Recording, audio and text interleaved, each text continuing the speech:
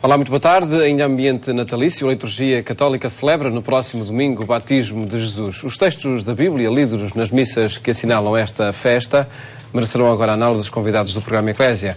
O padre João Lourenço, diretor da Faculdade de Teologia da Universidade Católica Portuguesa, e Juan Ambrósio, professor de Teologia na mesma faculdade. Muito boa tarde, obrigado por estarem neste sempre um prazer. Programa. Domingo do batismo do Senhor. Liturgicamente é assim que se designa. E o que é que se assinala, o que é que se celebra neste domingo, Padre João Lourenço? Pois, o que se assinala neste domingo? Uma boa pergunta para introduzir a celebração deste domingo. No fundo, assinala-se uma das manifestações públicas de Jesus. Os evangelhos, no geral, referem duas manifestações públicas, ou seja, duas apresentações, para além daquelas que estão ligadas ao mistério do Natal. Não estamos a falar dessas. Estamos já a falar de autoapresentações. Jesus se autoapresenta ou é apresentado, ele mesmo é apresentado por alguém.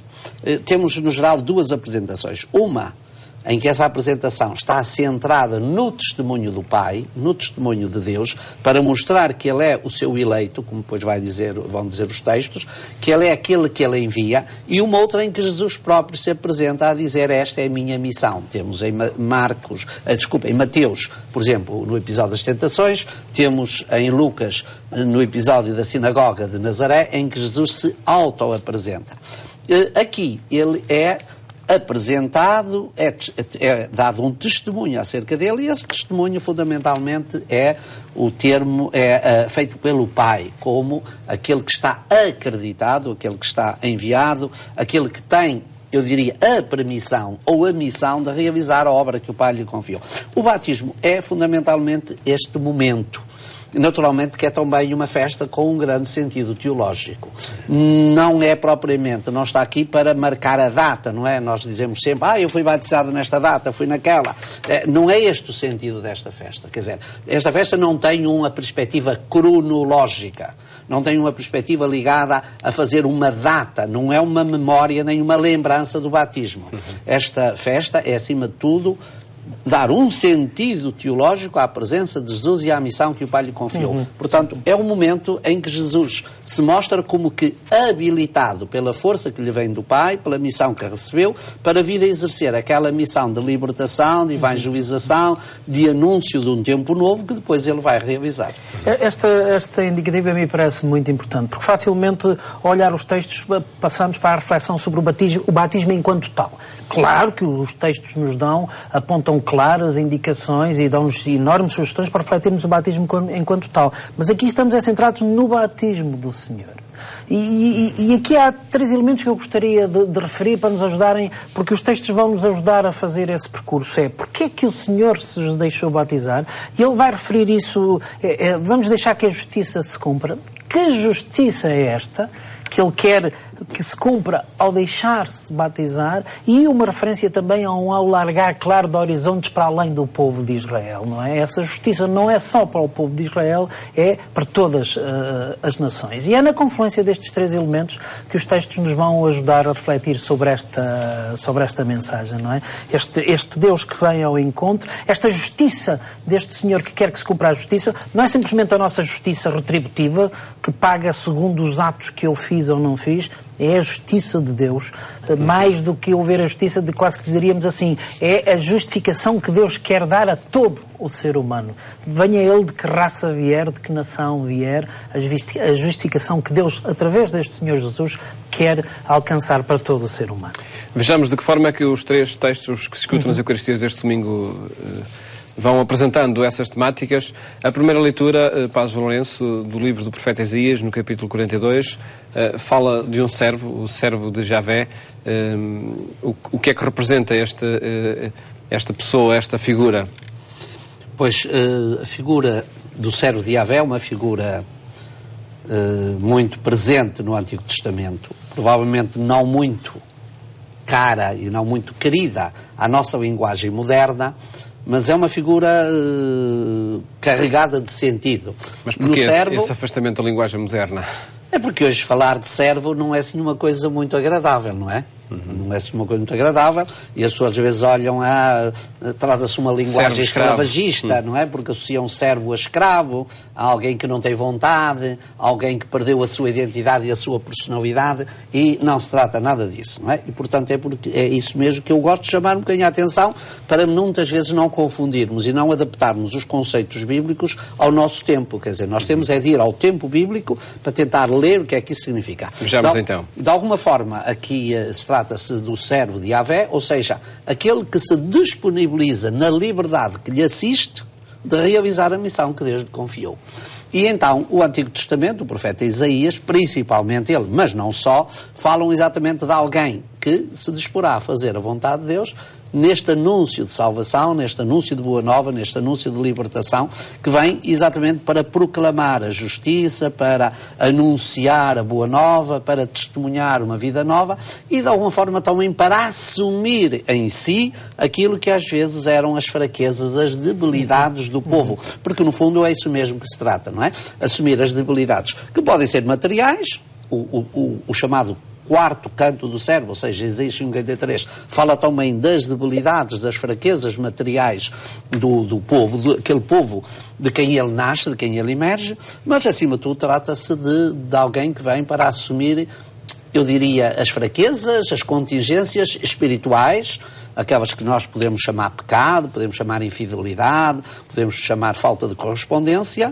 daqueles que são congénitos, não é? E nosso Jesus Cristo é também apresentado aqui nessa categoria, e ele próprio se assume nessa categoria, porque é exatamente a missão que ele recebe, é uma missão que lhe foi confiada, é essa missão que ele vem realizar, essa missão que ele vai tornar presente na história, e portanto acho que neste sentido aqui a festa do batismo é exatamente para mostrar o sentido e a dimensão teológica de que ele se disponibiliza.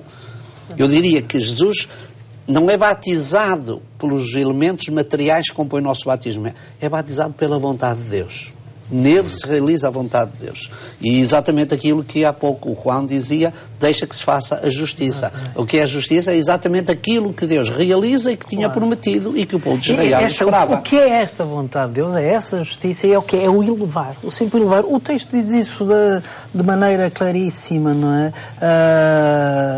Eis o meu servo a quem eu protejo, o meu eleito, enlevo da minha alma. Sobre ele fiz pulsar o meu espírito para que leve a justiça às nações. E não vai quebrar a cana já fendida, nem apagar a torcida que fumega. Esta passagem me parece muito interessante, porque o que aqui está a ser dito é que, ao contrário do que nós pensamos, esta justiça que condena, ou liberta, não é? Mas condena, aqui é uma justiça de elevação. Mesmo aquela cana que já está fendida, mesmo a torcida que está a fumegar, o que é preciso é pegar nisso e levar para a frente. Não pôr-lhe ainda mais carga em cima, de modo a que ela fenda de vez ou apague de vez. Ou seja, o que temos aqui, e eu julgo que esse pode ser, de facto, uma das maneiras de interpretar este batismo do Senhor Jesus, é que ele assume estas ânsias e esta procura de toda a condição humana, ele assume isso e, partindo desse concreto, com todas as suas fragilidades, porventura até com coisas mal feitas, partindo daí, alargar os horizontes e fazer com que esses anseios se vão transformando e que essa procura vá sendo também modificada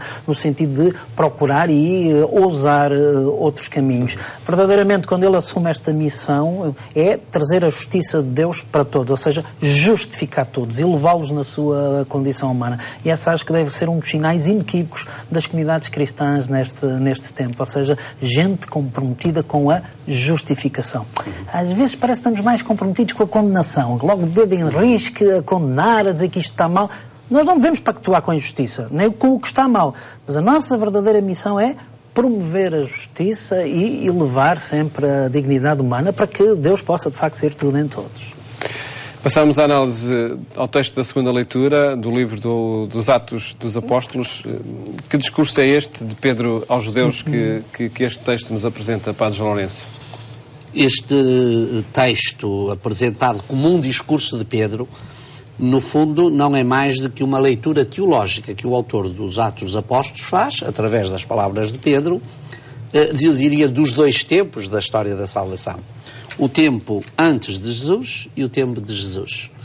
E mostrar que esse tempo de Jesus é um tempo novo. Há uma mudança radical e que ela se faz exatamente através de Jesus, como já o profeta Isaías anunciava, que havia de vir alguém para fazer uma novidade, não ia simplesmente dar continuidade à cana fendida, mas havia uma novidade a implantar. E Pedro, neste texto, que é um texto dos Atos dos Apóstolos, naturalmente, mostra que isso acontece, de facto, em Jesus. E já aconteceu. E não é apenas uma realidade projetada em termos futuro. Pedro vai buscar os sinais, as maravilhas, a experiência vivida, não é? O passar fazendo bem. Exato, desde a Galileia, a Galileia, pela Judeia, pela Galileia, por Jerusalém, após o batismo, para mostrar o facto do batismo, marcou aquela. É uma entronização, Jesus foi entronizado nesta missão. E que agora tudo isso aconteceu e que já está em ato, já está em ação, não é? E, portanto, eu diria quase que este texto dos Atos dos Apóstolos vem completar aquilo que depois vai dizer o Evangelho. Jesus foi entronizado nesta missão, eis como ela se realizou. E vós sabeis conhecê-lo, porque nós fomos testemunhas, já partilhamos convosco, já estamos a viver esta realidade nova, eis todos os frutos que vêm desse início, dessa caminhada que Jesus Cristo empreendeu e deu início. É preciso sublinhar isto parece-me a mim com toda a clareza, porque há aqui de facto duas coisas que saltam à vista quando lemos este texto. Deus não olhou à qualidade das pessoas, primeira nota seria, e essa segunda, passou fazendo o bem e curando as feridas. E depois acrescenta uma coisa, porque Deus estava com ele. Ora bem, se nós cristãos e se as nossas comunidades acreditam firmemente que Deus está connosco e nas nossas comunidades, e se é isso que queremos proclamar aos outros, então, porque Deus está connosco, não podemos deixar de fazer o bem e de cuidar das feridas. Tem que ser esse o sinal com que nós acreditamos esta presença de Deus em nós. Não basta dizer hoje para o cristão, eu sou cristão porque acredito em Deus, porque acredito em Jesus Cristo. Não basta. Isso é muito importante, como é óbvio, mas não chega. É curto. É mesmo muito curto. Porque eu tenho que acreditar isto com este passar fazendo o bem e cuidando das feridas. E faço isso não por uma simples filantropia, mas faço isso porque este Deus em que eu acredito, aí isso me pede, a isso me envia, a que faça esse bem e que cuide das feridas dos meus contemporâneos, das minhas também, como é óbvio. E quem são esses meus contemporâneos? O texto diz, não olhou à qualidade das pessoas, não é por pertencerem a uma raça, a uma tribo, a um partido, a um clube de futebol, inclusive a uma religião. O horizonte pelo qual eu devo passar a fazer o bem e cuidar das feridas é a totalidade do ser humano. E esta frase diz o essencial da missão de Jesus, o passar fazendo o bem. É o essencial da missão de Jesus. Se quisermos alguma coisa, às vezes há aquelas frases que definem, quando alguém morre e queremos arranjar uma frase que define o que é que foi o percurso dessa pessoa. Esta é uma dessas frases que define o que foi o viver de Jesus, o que foi a sua identidade. Alguém que passou fazendo o bem. E de tal maneira isso é verdade, que até aqueles que não são crentes e não o reconhecem como filho de Deus, não negam, no entanto, que ele foi alguém que passou fazendo o bem. Portanto, é daquelas frases que claramente mostram o que é a identidade daquele homem. Ora, se ser cristão é ser à maneira de Jesus Cristo, inequivocamente esta deve ser daquelas realidades que devem marcar a nossa identidade. Temos que passar fazendo o bem. De facto, com uma marca que é dada, no caso, pelo batismo, e creio que o texto do Evangelho o diz muito claramente, este capítulo 3 do Evangelho de Mateus, nomeadamente através dessa afirmação, após Jesus ser batizado, este é o meu filho muito amado, no qual pus toda a minha complacência. Sim. Acho que é... Claro, é a conclusão. É a conclusão. É a conclusão, vem na sequência daquilo que já vínhamos referindo nas leituras anteriores, e não podia deixar de ser assim. Mas eu ia, talvez, um bocadinho, para não ir para os fins, iria para os princípios. E os princípios mostram-nos logo, de uma forma muito bonita, São Mateus harmoniza aqui as duas missões. A missão do mensageiro com a missão do filho. A missão do pregoeiro com a missão daquele que é verdadeiramente o enviado, que é João Batista e, naturalmente, Jesus. Numa forma muito simples, muito bonita, às vezes nós realçamos muito esta dimensão, provavelmente não a assumimos muito. Por exemplo, eu preciso ser batizado por ti e és tu que vais ter comigo. João Batista mostra de alguma forma também este desejo de... Mas ele ainda está na Antiga Aliança. Este texto harmoniza de uma forma muito bem João, que ainda representa o Antigo Testamento, ainda representa a Antiga Aliança, que ainda representa um rito de purificação, porque embora nós chamemos batismo, e o nome, São João Batista não tinha na cédula dele, é bom que as pessoas tenham presentes, que no bilhete de identidade ou no bilhete de cidadão de João Batista não estava lá que ele se chamava João Batista. Este é o nome que nós lhe pomos, é o nome que a tradição cristã lhe colocou. Apenas o texto diz que ele se chamava Yohanan, ou seja, Yohanan, aquele que nasceu da misericórdia de Deus, porque Deus teve misericórdia daquela família, não é? Ora, depois nós chamamos-lhe Batista porque ele exerceu um rito que nós chamamos batizar, mas não é propriamente isso, é um rito de purificação, é um rito de preparação do povo de Israel, eu diria quase uma espécie de rito inicial ou um rito de purificação. E, portanto, a partir daí, Jesus vem para receber de alguma forma esse rito. Não é que ele precisasse dele, mas acho que é muito bonito porque encaixa, dá continuidade, dá complemento, diz, aquele preparou, eu venho realizar, aquele abriu o caminho, eu venho percorrê-lo, aquele fez o anúncio, eu venho mostrar, não é? Portanto, esta relação é sempre muito importante e eu acho que deve ser realizada. Mas isso ganha mais sentido exatamente porque, como também já foi aqui realçado, é Deus que dá essa dimensão. É Deus que confere essa missão ao Filho. E, portanto, pôr o enlevo, no fundo, e voltando aqui à linguagem que o Papa está usando muito, é mostrar a ternura de Deus pelo homem. É a ternura de Deus pelo homem, que é um tema também muito rico nos profetas, não é? No profeta Oseias, que é um profeta fantástico, para dizer uma palavra, enfim, do jarrão habitual, não é?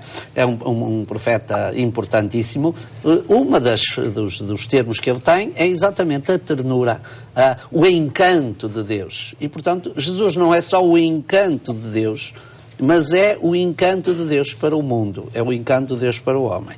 E nesse sentido, esta festa, eu acho que não é a festa para celebrarmos o nosso batismo, não é a festa para irmos à cédula de Jesus e ver quando é que foi batizado, mas é a festa para nos apercebermos quão importante e quão fundamental é na história da salvação a missão que Jesus vem exercer. E o texto diz isto de uma maneira também tão bonita, que é esta questão de fazer esta ponte, aquilo que são as promessas vão agora concretizar-se, como estava a dizer aqui o Padre João Lourenço, e é evidente neste texto. Infelizmente, às vezes a gente lê muito o texto de uma maneira que, do meu ponto de vista, afunila muito, porque sabemos que o batismo de João era um batismo de penitência, e muitas vezes ouvimos dizer isto, e está correto e é verdadeiro, Jesus assumiu o pecado para assumir a condição de pecador. Eu percebo o que esta afirmação diz. Gostava, no entanto, de sugerir uma outra maneira de dizer esta afirmação.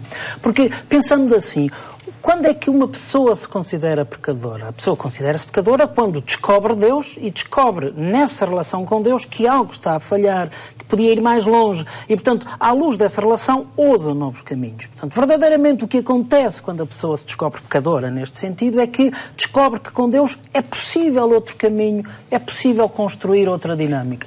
Verdadeiramente aquilo que Jesus assume é isto. Não tanto o mal em si, o pecado em si, aquilo que é a fragilidade humana, mas esta profunda ânsia e dinâmica de que, quando se descobre Deus, é possível outro caminho. Eu então descubro, eu posso então trilhar outra maneira, posso construir um futuro diferente, posso procurar uma existência diferente. E é isto verdadeiramente que Jesus assume e por isso se deixa batizar. Porque essas ânsias do ser humano de querer ser realizado, de querer ser feliz, de construir um futuro diferente, a essas ânsias responde o próprio Deus.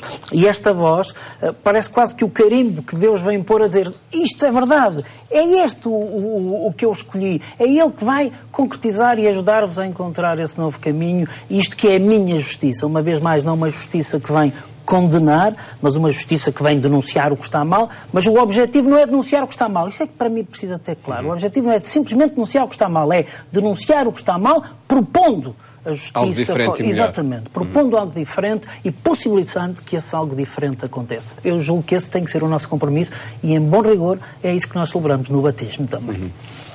E acrescentar, Padre João? Sim, eu ia referir um aspecto que também já foi aqui referido, que é o facto do texto dizer de uma forma muito bonita, os céus abriram-se. É verdade. Os céus abriram-se, isso significa há um tempo novo. Exatamente. Os céus abriram-se para mostrar que Jesus é o rosto de Deus e que já não há nada mais encoberto. Tudo aquilo que Deus tem para dizer, dar ao homem, está dito em Jesus. E recordo a este propósito, Sobramos celebra-se em dezembro uma festa de um santo muito importante, que é São João da Cruz, onde o Papa Bento XVI foi buscar uma frase que vem naquele texto magnífico da Verbum Domini, onde a certa altura diz, se alguém, e a frase é de São João Batista, se alguém se lembrasse agora de pedir coisas novas a Deus, que não os tivessem sido dadas em Jesus, era tolo. Porque em Jesus, Deus deu tudo o que tinha a dar. É exatamente esta imagem. Os céus abriram-se, já não há mistério. Mais tarde, os evangelistas vão dizer o véu do templo rasgou-se. Por dizer, acabou o mistério. Agora está a presença de Deus na humanidade, está no mistério da encarnação. Por isso, o mistério, a festa do batismo é também a festa da encarnação do Senhor. Por mostrar e revelar... Por mostrar e revelar esta plenitude do mistério do rosto de Deus. E essa é uma das notas distintivas do cristianismo, a encarnação. Fica essa nota final. Agradeço-vos terem estado aqui neste programa. Muito obrigado, nós. Onde quisemos apresentar as mensagens que os textos da Bíblia sugerem no dia em que se celebra o batismo de Jesus. Votos de um bom fim de tarde. Ótimo fim de semana. Até à próxima segunda-feira, se Deus quiser.